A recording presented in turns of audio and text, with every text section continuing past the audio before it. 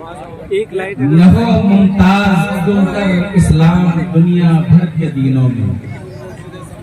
نہ ہو ممتاز کیوں کر اسلام دنیا بھر کے دینوں میں، وہاں مذہب کتابوں میں یہاں قرآن سینوں میں۔ حضرات ابھی ہم سب جناب قاری محمد سمیع الدین صاحب سے تلاوت کلام اللہ سماعت فرما رہے تھے، بہت ہی خوش اسلوبی کے ساتھ اور اس انداز میں قاری صاحب تلاوت کر رہے تھے۔ جی تو یہ چاہ رہا تھا کہ پڑھے جاؤ قرآن پاک ایک مخصوص لہجے میں، پڑھے جاؤ قرآن پاک ایک مخصوص لہجے میں، صفائی ہوتی جائے قلب کے ہر ایک لمحے میں۔ حضرات وقت کی تندامنی تھی، قاری صاحب نے بھی اس نزاکت کو سمجھا اور وقت پر اپنے تلاوت کو سماعت کر اختتام تک پہنچایا۔ انشاءاللہ پھر کبھی موقع ہوگا تو قاری صاحب کو انشاءاللہ بھی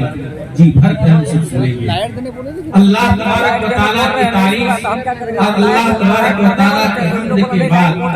اگر کوئی ذات لائق تعریف اور لائق حمد ہے، لائق توصیف ہے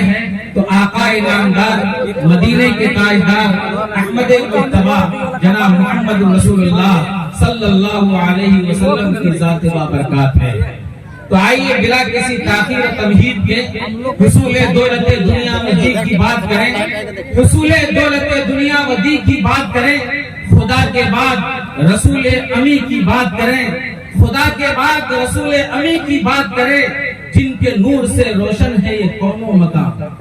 جن کے نور سے روشن ہے یہ کون و مکان، کیوں نہ ہم اس ماہ مبین کی بات کریں۔ تو آئیے اب بلا کسی تاخیر و تمہید کے میں اس سرزمین تک آپ کو لیے جانا چاہتا ہوں اور عرب کی اس سرزمین تک آپ کو لیے جانا چاہتا ہوں جس سرزمین کے بارے میں حفیظ جالندھری نے کبھی کہا تھا کہ نہ یہاں پھول کھلتے ہیں نہ یہاں گھاس اگتے ہیں، نہ یہاں پھول کھلتے ہیں نہ یہاں گھاس اگتے ہیں، مگر یہاں کی سرزمین سے آسماں بھی جھکتے ملتے ہیں۔ تو آئیے میں اسی یتیموں کے والی، بے کسوں کے غم گسار، آقا انعامدار مدینے کے تاجدار احمد مجتبی جناب محمد رسول اللہ صلی اللہ علیہ وسلم کی بارگاہ میں نذرانہ عقیدت پیش کرنے کے لیے میں آپ کے درمیان پیش کرنا چاہتا ہوں۔ ہمارے اور آپ کے اسی علاقے کے ایک ابھرتا ہوا نوجوان شاعر جو اسی علاقے سے اٹھتا ہے اور ہندوستان جھارکھنڈ کی راجدھانی رانچی کی سرزمین تک پہنچتا ہے اور وہاں ایک مدرسے میں اپنی دینی سرگرمی، دینی تعلیم سے جڑ کر اپنے وہ نظام بناتا ہے اور جھارکھنڈ سے لگ کر جھارکھنڈ کی راجدھانی میں رہتے ہوئے ہندوستان کے مختلف صوبوں میں اپنی ایک پہچان اور اپنی شناخت بناتا ہے۔ میں وہاں تک آپ کو لے جانا چاہتا ہوں۔ ان کو آپ کے حوالے کرنے سے پہلے میں یہ کہنا چاہتا ہوں کہ عرب کے سرزمین کے اس والی کے بارے کا ذکر کیا اور بے کسوں کے غمگسار کا ذکر کیا، میں صرف 4 مصروں کے ساتھ میں وہاں تک آپ کو پہنچانا چاہتا ہوں کہ غریبی میں غریبوں کی حمایت کون کرتا تھا، غریبی میں غریبوں کی حمایت کون کرتا تھا، فقیرانہ لباسوں میں حکومت کون کرتا تھا، غریبی میں غریبوں کی حمایت کون کرتا تھا، فقیرانہ لباسوں میں حکومت کون کرتا تھا۔ پڑھو تاریخ کی تو خود ہی جان جاؤ گے، پڑھو تاریخ کی تو خود ہی جان جاؤ گے کہ دشمنوں کو بھی دعاؤں کی عنایت کون کرتا تھا۔ آئیے اسی آقا انعامدار مدینے کے تاجدار احمد مجتبی جناب محمد رسول اللہ صلی اللہ علیہ وسلم کی بارگاہ میں نذرانہ عقیدت پیش کرنے کے لیے نوجوان شاعر مداح رسول جناب قاری محمد فیصل جمالی صاحب مدرس جامعہ حسینیہ کٹو رانچی سے میں گزارش کرتا ہوں کہ آپ تشریف لائیں اور حضور اکرم صلی اللہ علیہ وسلم کی بارگاہ عقیدت میں نذرانہ عقیدت پیش فرمائیں۔ رسول پاک کی چاہت میں جس کا دم نکلے، رسول پاک کی چاہت میں جس کا دم نکلے، کفن میں مہکے اس کا مدفن نبی نبی بولے۔ حضرات آئیے ذرا ماحول اور سنجیدہ بنا دیجئے۔ اب میں آپ حضرات کو خطابت کے ماحول میں لیے جانا چاہتا ہوں اور خطابت کی دنیا میں قدم رکھنا چاہتا ہوں۔ میرے پاس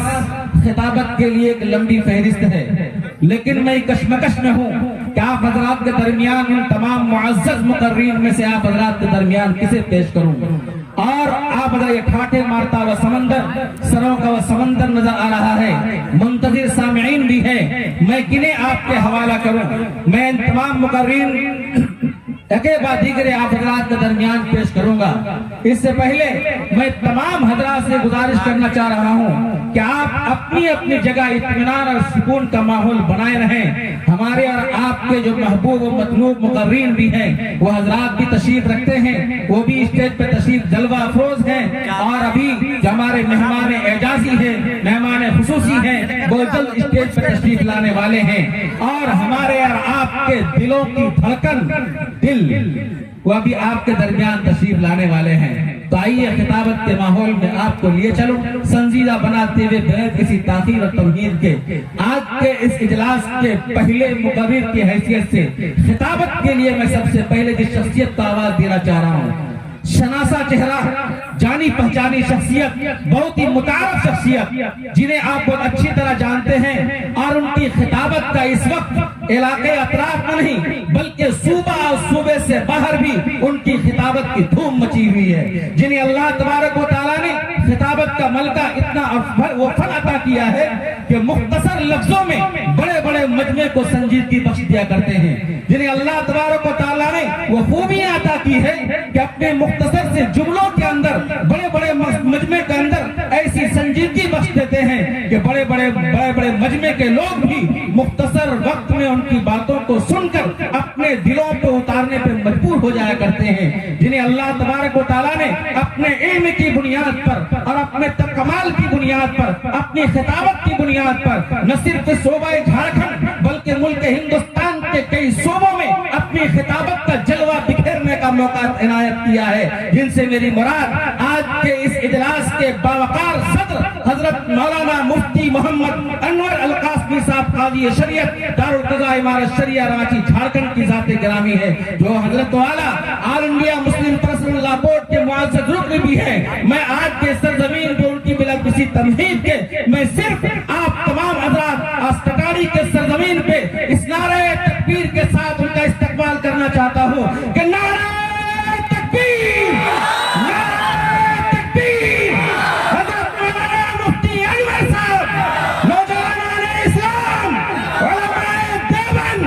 ماشاءاللہ حضرت مولانا مفتی محمد انور القاسمی صاحب اپنے صدارتی خطاب کے ساتھ آپ حضرات کے سامنے۔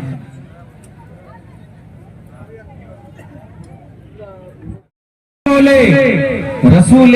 پاک کی چاہت میں جس کا دم نکلے، رسول پاک کی چاہت میں جس کا دم نکلے، کفن میں مہکے اس کا مدفن نبی نبی بولے۔ حضرات آئیے ذرا ماحول اور سنجیدہ بنا دیجئے۔ اب میں آپ حضرات کو خطابت کے ماحول میں لیے جانا چاہتا ہوں اور خطابت کی دنیا میں قدم رکھنا چاہتا ہوں۔ میرے پاس خطابت کے لیے ایک لمبی فہرست ہے، لیکن میں کشمکش میں ہوں کہ آپ حضرات کے درمیان ان تمام معزز مقررین میں سے آپ حضرات کے درمیان کسے پیش کروں،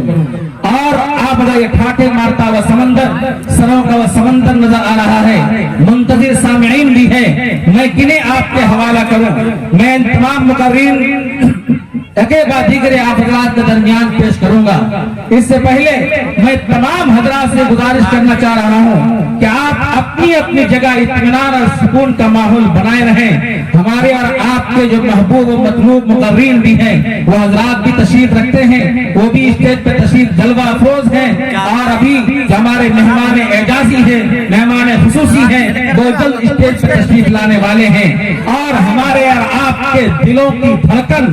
دل وہ ابھی آپ کے درمیان تشریف لانے والے ہیں۔ تو آئیے خطابت کے ماحول میں آپ کو لیے چلو، سنجیدہ بناتے ہوئے بغیر کسی تاخیر اور تمہید کے آج کے اس اجلاس کے پہلے مقرر کی حیثیت سے خطابت کے لیے میں سب سے پہلے جس شخصیت کو آواز دینا چاہ رہا ہوں، شناسہ چہرہ، جانی پہچانی شخصیت، بہت ہی متعارف شخصیت، جنہیں آپ بہت اچھی طرح جانتے ہیں، اور ان کی خطابت کا اس وقت علاقے اطراف میں نہیں بلکہ صوبہ اور صوبے سے باہر بھی ان کی خطابت کی دھوم مچی ہوئی ہے، جنہیں اللہ تبارک و تعالیٰ نے خطابت کا ملکہ اتنا وہ فن عطا کیا ہے کہ مختصر مختصر لفظوں میں بڑے بڑے مجمع کو سنجیدگی بخش دیا کرتے ہیں، جنہیں اللہ تبارک و تعالیٰ نے وہ خوبیاں عطا کی ہے کہ اپنے مختصر سے جملوں کے اندر بڑے بڑے مجمع کے اندر ایسی سنجیدگی بخش دیتے ہیں کہ بڑے بڑے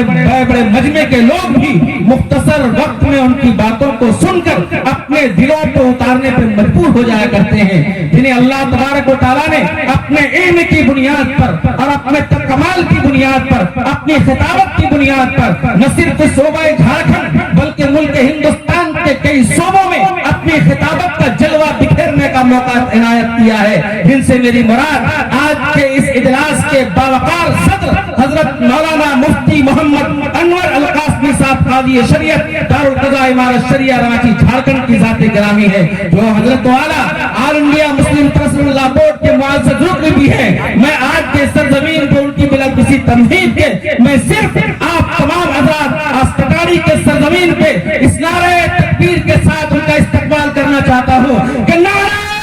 تکبیر، نعرہ تکبیر، حضرت مولانا مفتی انور صاحب، نوجوانان اسلام، علماء دیوبند، ماشاءاللہ حضرت مولانا مفتی محمد انور القاسمی صاحب اپنے صدارتی خطاب کے ساتھ آپ حضرات کے سامنے